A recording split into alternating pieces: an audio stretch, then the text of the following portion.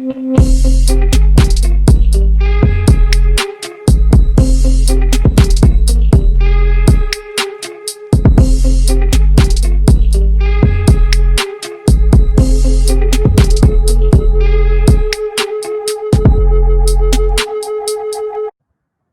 people, welcome back to my channel, Albert JTV, my Arsenal journey. Yeah, I thought I'd do something different, slightly.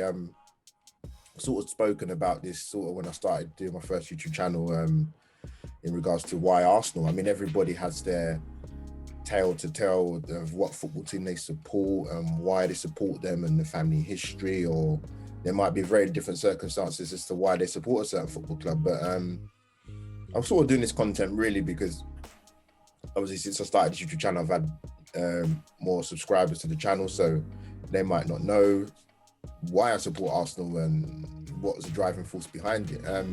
Yeah, like I said, everybody's story is different, but mine, I would say, it's sort of hard to pinpoint. I guess I mentioned it before. I think that you get a certain pull to a football club. It just hits you. There's no sort of defining words you can think of, or I guess for me, it was sort of growing up, sort of playing football. I guess I used to play football in South East London at a very good level, based in sort of the Bermondsey, Surrey Quays, Rotherhithe area. So a lot of the guys I used to play football with back in the day, Fisher Athletic, man, those were back in the day. Even before that, back in Peckham, near Peckham Park, Athenley days. God, that's going back a fair few years. So sort of playing football in my early years growing up around the Peckham area and Surrey Quays area, Rotherhithe area. A lot of the guys I used to play football with were either Millwall, the odd Liverpool, maybe a couple Tottenham, and I think I was probably the only Arsenal fan, maybe one other, but I think I'm probably the only person. But yeah, mainly Millwall fans. So in terms of fellow Gooners to lean on, I didn't really have that when I was younger. So like I said, I played football at a decent level. And in terms of my Arsenal journey in regards to sort of my first memories of Arsenal, I mean, I was very young at the time, but I obviously go back to the 88-89 season.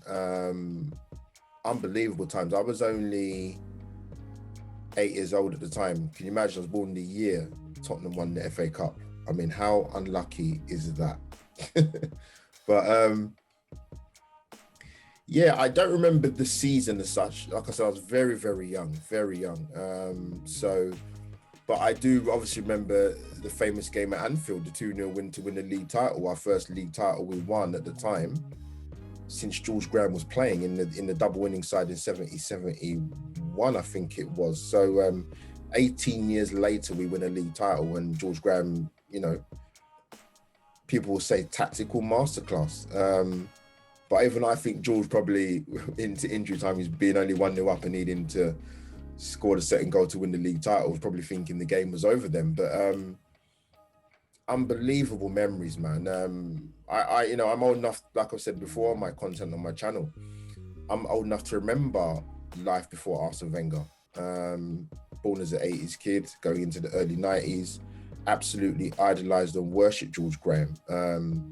The famous back five, so obviously we changed goalkeepers from Lukic to Seaman, but Dixon, Winterburn, Adams, Bold, Rocastle, Merson, Kevin Richardson in the middle, who would do a job, man. Do a job. Alan Smudger-Smith up front. Great times, Michael Thomas.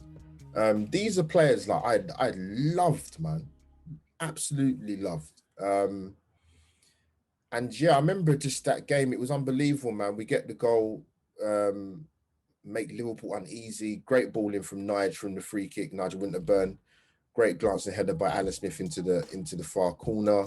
1-0 game on. And it's amazing because to win a league title during them times, anybody to finish above Liverpool to win a league in those late 80s, early 90s was an unbelievable task. Liverpool were, to go to Anfield and win was nigh on impossible. To go there and win 2-0 and to go and win a league title, nobody thought it was possible. But we pulled off the miracle, and I've talked about it before and I say it again. If you look at the Arsenal second goal, people will talk about the infamous John Barnes should have run the ball into the corner and Liverpool won the league, but he didn't. Tried to take on players and we got the ball back. But the threat from Lukic to Dixon hits a brilliant ball into Alan Smith. Great first touch as normal with Alan Smith. Beautiful through ball to Michael Thomas. Michael Thomas gets a bit fortunate with a slight deflection off one of the defenders. Can't remember, it's either Hansen or Ablett. And then the rest is history. What a finish. And I know he plays striker. It's quite a strange finish that he did, Michael Thomas, because I wouldn't have, going for a goal in that position, I wouldn't have finished it like that. But what a finish, man. Past Grobbelaar, we win the league title. It was an absolute pandemonium. And I've always said, as an Arsenal fan, it's one of those moments you wish. I mean, don't get me wrong, I was losing my head even at the age of 9 years old, going mad around the front room. But I could imagine, wish I was a little bit older at the time, and actually being there at Anfield would have been unbelievable, would have been scenes. I mean, I know how it felt like watching it through the television, but to be there, any Arsenal fan that was there that day, man, God bless you, man. Seriously, that must have been one of the most amazing moments of your life. So that, for me, was my first memory, and actually comes into one of my favourite memories as an Arsenal fan. We've been lucky in terms of the history we've had at Arsenal. Unbelievable silver at success, great history, tradition, unbelievable players. So yeah, 88-89 was my first sort of kind of memory of Arsenal, but also one of my favourite memories. My other two favourite memories I'm going to talk about, because I want to keep it positive. I could talk about my worst moments as Arsenal fan. Maybe that's content for another time, man. But 88-89 was unbelievable. To finish above Liverpool team, likes of Barnes, Houghton, Beardsley, Rush, Aldridge, Hansen, Ablett, Stevie Staunton, Steve Nicol, Bruce Grobbelaar, the list could go on. That was an unbelievable Liverpool side, man. Seriously. Great memories. But sort of, I would say my second favourite memory as an Arsenal fan, people might think I would say the Invincibles, but I'm actually not going to say that. Although a great achievement it was. For me, the 97-98 season, the double winning season, the emergence of Patrick Vieira, the emergence of Nicolas Anelka, young, raw, unbelievable speed. Ian Wright coming to the end of his career, an unbelievable midfield partnership of Patrick Vieira and Emmanuel Petit. Wide areas, you had Ray Parlour, who for me at the time was the best right-sided midfield player in the country.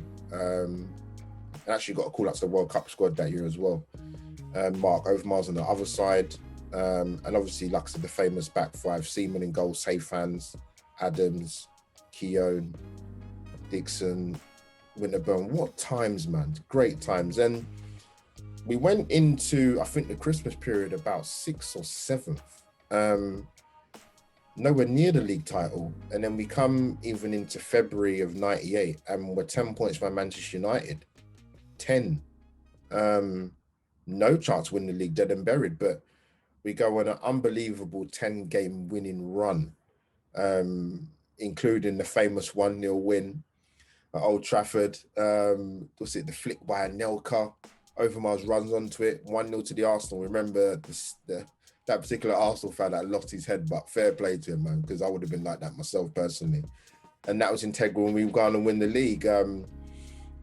Obviously, the scenes of, Everton, last game of the season, Premier League season, sorry.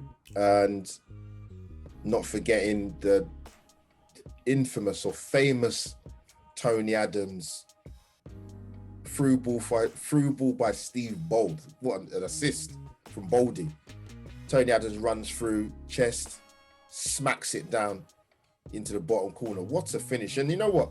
Adams was a fantastic defender anyway at Arsenal, but I think when Wenger came in, he almost transformed him into, he sort of transformed the football inside of Tony Adams. So he became sort of quite a cultured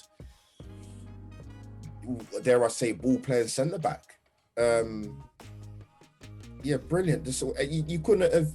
I don't think even still Steven Spielberg could have written that moment of Tony Adams blasting that ball past the Everton goalkeeper. What fantastic scenes, man. So yeah, for me, we beat Newcastle obviously in the FA Cup final 2-0. Mark Overmars and Nicolas Anelka goals help us win the double. For me, that was memorable for me. Like I said, I think, and also for me, the football we played that season was absolutely phenomenal. Champagne football. That's my second favourite memory as an Arsenal fan. My third favourite memory, and it has been for quite a long time, to be honest, because, and it sort of highlights Arsenal's European record being quite dismal. 2 European trophies for a club of our stature is, to be honest, is a disgrace. Particularly for some of the players we've had at the club in the last 20, 30 years. It's not good enough, but I'll go back to 1994, Cup Winners' Cup final against Parma, top Italian side, top finishing of Serie A at that time, where you had some hot property footballers playing back then, like Desai. I'm sure Franco Baresi was still playing then, Van Basten, the German boys, Mateus, Bremer. The Serie A was a top league, so Parma to come 5th in that season was incredible for them. Great side, Apolloni at the back, Sensini, Benarivo, the fullback, goalkeeper, Luca Bucci, Faustino Asprilla, Zola, Brolin. They was a loaded side. We go into that final, Martin Keown was injured, Ian Wright suspended. We went in as underdogs, but we pulled it off 1-0 to the Arsenal. And I think that game was the game that typified the sort of the bodywork of our, when people talk about 1-0 to the Arsenal. For me, that game summed it up completely. Great goal by Smudger, man. In off the post, left peg. Brilliant finish.